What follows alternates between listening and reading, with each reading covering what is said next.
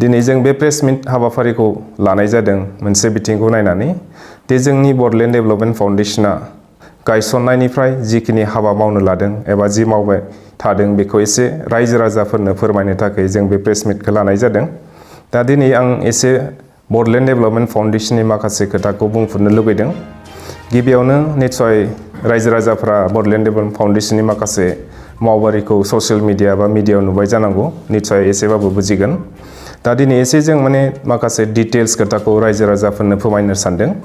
दा बडलेण्ड डेभेलपमेन्ट फाउन्डेशना थांनाय बोसोर अगस्त 2021 आवनो गायसनजादोंमोन। बेखौ आन्डार सेक्सन 8 अफ द कम्पानिज एक्ट हिसाबै गायसननाय जादों। बे मोनसे नन प्रफिट कम्पानि। बेवहाय जोंहा बिजनेस बे जोंनि गिबि थांखि नङा। समाज फोसाबनाय, रायजो राजायाव जौगानाय लाबोनाय बैफोरखौ नोजोर होनानै बे बडलेण्ड डेभेलपमेन्ट फाउन्डेशनखौ गायसननाय जादों। बेवहाय जोंहा गोबां बिबानगिरि दङ, गोबां एक्सपार्टिस थानाय जोंनि जितुनाखि कोर मेम्बार्सफोरा माखासे ल'नि डिपार्टमेन्टनि, माखासे मिडियानि, माखासेया इकनमिक्सनि, माखासे सशियलजिनि आरो माखासेफोरा एन्टारप्रेन्योरशिप माखासे एक्सपार्टिस थानाय मानसिफोरखौ लानानै नैबे बडलेण्ड डेभेलपमेन्ट फाउन्डेशनखौ गायसननाय जादों।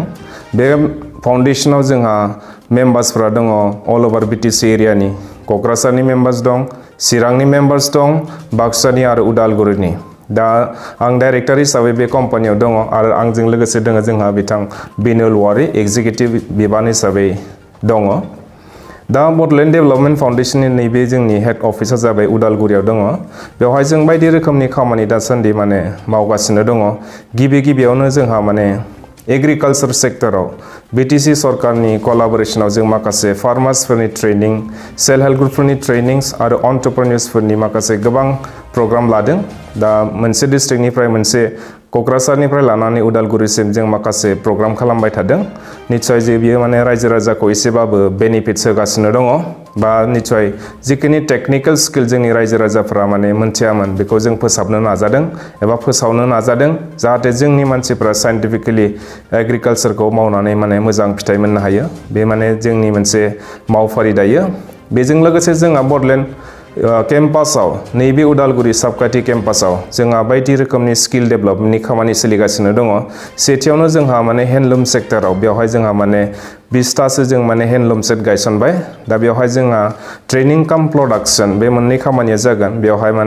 स्टुडेन्ट्सफोरनि रेजिस्ट्रेशनबो जादों, प्लास बेवहाय प्रडाक्शननि खामानिबो जादों। नैथियाव जाहैबाय जोंहा बेवहाय उदालगुरि केम्पासावनो बडलेण्ड स्विं स्कुल होननाय मोनसे जों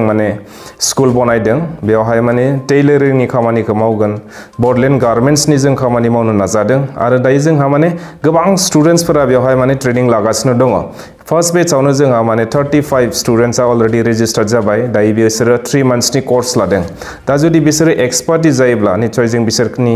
लेभेल अफ एक्सपार्टिसखौ नायनानै जों बिसोरनि खामानि जितुनाखि फिउचार लाइभलिहुड बे खोथाखौ सानदों आरो माखासेफोरखौ जोंनि बे बडलेण्ड केम्पासावनो जों प्रडाक्शन जितुनाखि टेलरिंनि बा गार्मेन्ट्सनि खामानि दङ बेवहाय जों इनभल्व खालामनो नागिरदों बा एंगेज खालामनानै बिसोरनि लाइभलिहुडनि खोथाखौ जों सानदों। दा थामथियाव दङ जोंहा वेल्डिं सेट जितुनाखि आयरन एन्ड स्टिल फेब्रिकेशन। बडलेण्डखौ नायोबा जोंहा हिउज कन्स्ट्राक्शननि खामानि सोलिगासिनो दं, न'नि खामानि, दलंनि खामानि, लहानि खामानि, दा बायदि बिथिङाव कन्स्ट्राक्शन खामानिया जागासिनो दङ। दा नैबे हिउज इन्डास्ट्रि जितुनाखि आयरन एन्ड स्टिल फेब्रिकेशनाव जिखिनि एक्सपार्टिस नांगौ, निश्चय बडलेण्डआव एसे शर्टफल जानो हागौ नामा बा जादों, एबा जोंनि मानसिफ्रा एसे थालांदों नामा बे सेक्टराव। दा बेवहाय जों सानदों फैबाय थानाय नेक्स्ट 1 इयारनि गेजेराव जों 500 इयुथखौ आयरन एन्ड स्टिल फेब्रिकेशनाव लं टार्म एबा शर्ट टार्म कर्स होनानै जों एक्सपार्टिस बनायनानै जों बे सेक्टराव लाइभलिहुड होनायनि बेबस्था लादों। दायो जोंहा आयरन एन्ड स्टिल फेब्रिकेशन जितुनाखि 3 मान्थ्स कर्स बियो शर्टलि जानो थांगासिनो दङ। दायो जोंहा रेजिस्ट्रेशन प्रसेसा सोलिबाय थादों आरो शर्टलि जों बे कर्सखौ लन्च खालामसिगोन। एकदम मिनिमाम रेट्सआव बे कर्सखौ होनाय जागोन, जाय कर्सखौ नोङो बडलेण्डनि बाहेरायाव थाङोब्ला रोजा होनानै सोलोंनो हागोन, सोलोंनो गोनां जायो। नाथाय जों बेफोरखौ साना लाफानो एसेब्लाबो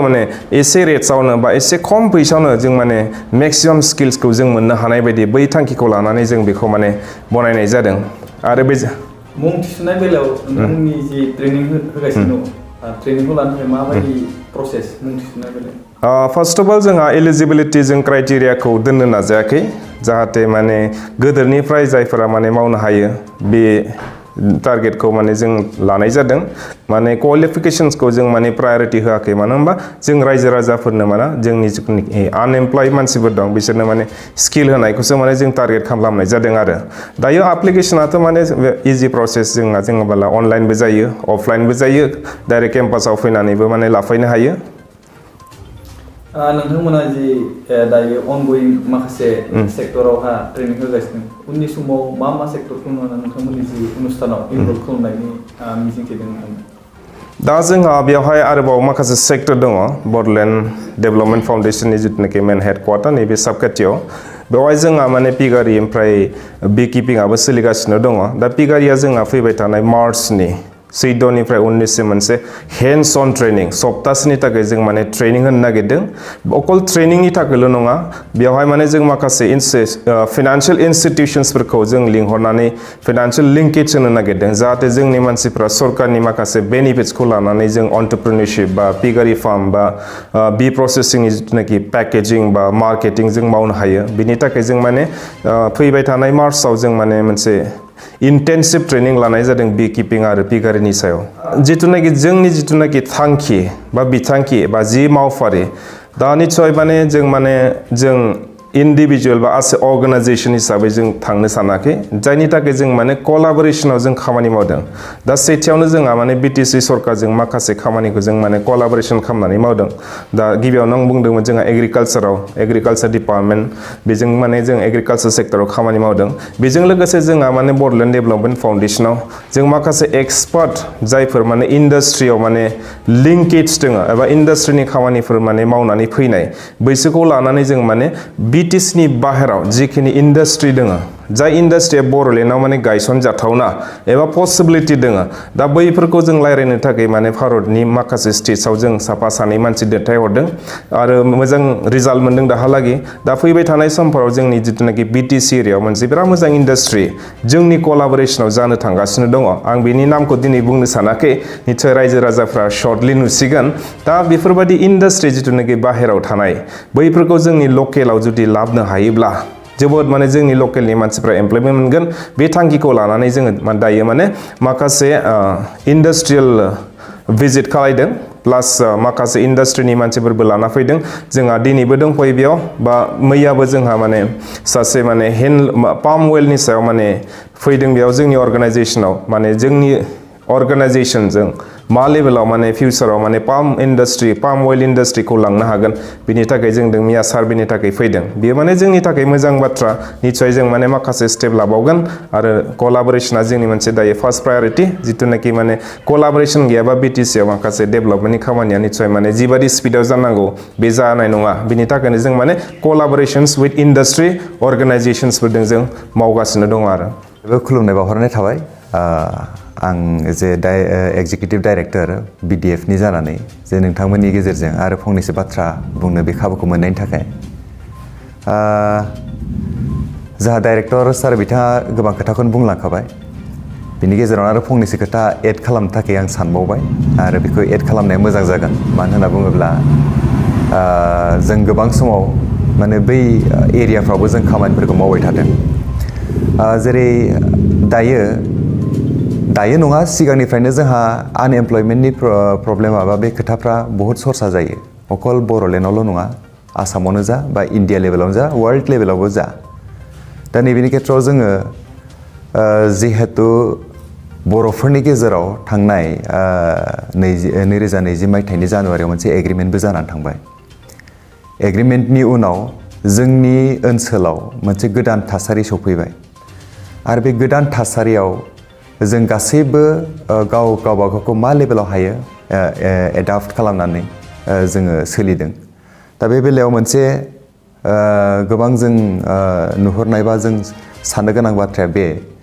जोंनि बडलेण्ड ओनसोलाव आनएमप्लयमेन्टनि इस्युआ माबायदि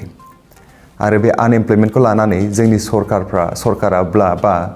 जों गावबागाव व्यक्तिफ्रा मा लेभेलाव गावखौ थाग थियारि खालामदों थामथिं खालामदों बे मोनसे खोथा बेनिखायनो जोङो नैबे BDF बे NGO खौ जों खम समनि बिथोराव एग्रिमेन्टनि उनाव जों दानानै लादों आरो बेवहाय माखासे युथ्सफ्रा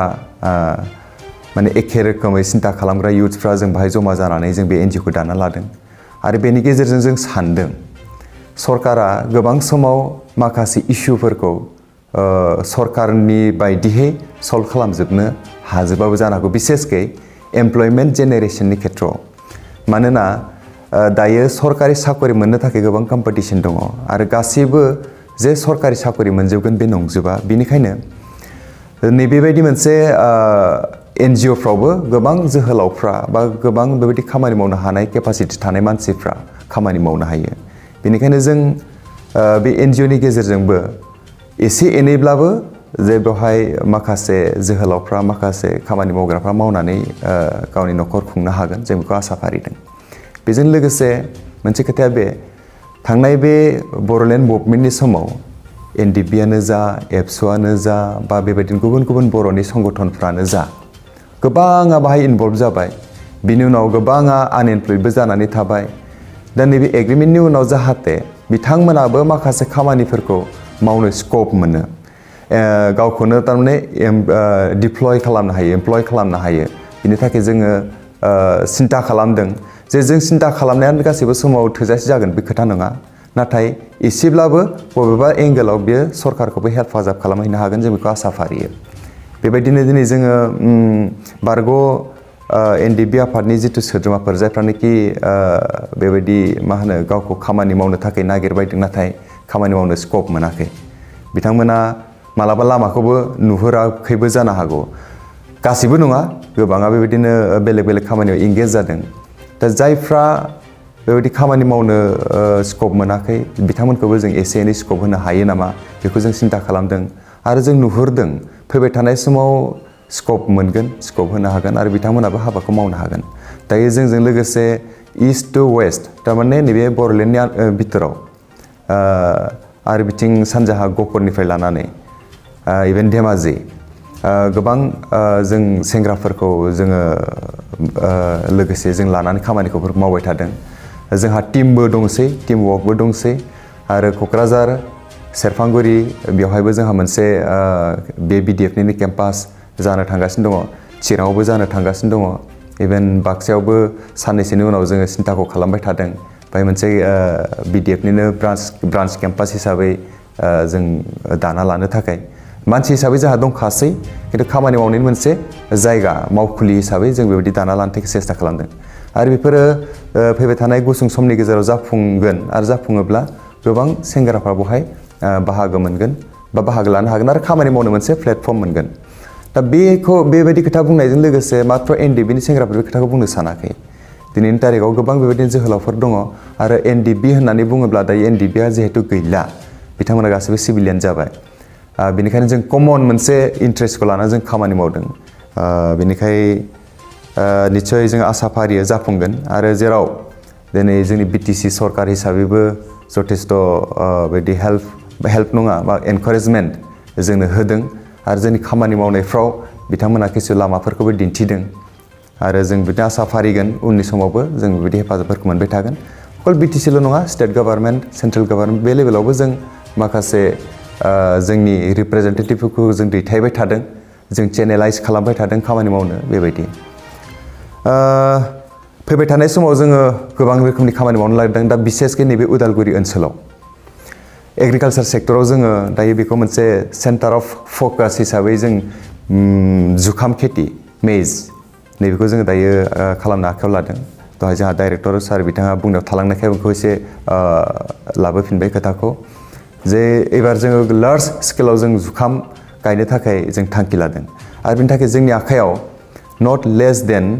7,000सो इन्डिभिजुवेल खेथियकफोर दङ भेरगावनिफ्राय लानानै आप टु माजबातसिमहालागै दा बर्तमान दा बिथांमोननि गेजेराव जों मोनसे माबाखौ लाबोदों एवारनेसखौ लाबोदों जे जुखाम खेथिखौ एबार जों मावनांगौ आरो बिनि थाखाय डिमान्ड बा मार्केट लेभेल बियो जोंहा क्लियार जानानै दङ जे गोबां डिमान्ड दं बिनि थाखाय बेनिखायनो जों एबार बे एरियाखौ जों फकास खालामदों जे जुखाम खेथिखौ जों लार्ज स्केलाव मावगोन बेनिफ्राय जितु पाल्म अइल नैबेनि खोथाखौबो दहाय एसे बुंखांखाबाय बिनि थाखायबो जोङो दायो माखासे मेकानिजमखौ बानायबाय थादों आरो सरकारनि माने किसु एजेन्सिफोरखौ लानानै जोङो खामानिफोरखौ मावनो आखायाव लादों आरो दिनै जों आवगायबाय जथेस्थ'। दा फैबाय थानाय समाव जों आसा खालामगोन जे जोंनि आनएमप्लयड इयुथ्सफ्रा जाहाथे गोसो होयो मानोना समा ओरैबायदि जागासिनो दं जे जेराव खामानि मावाब्ला जोंनि थांना थानाया गोब्राब जासिगोन आरो बे जौगालु समाव डेभेलपमेन्ट बे स्टेजाव जोङो जाहाथे समफोरखौ ओरैनो हगारा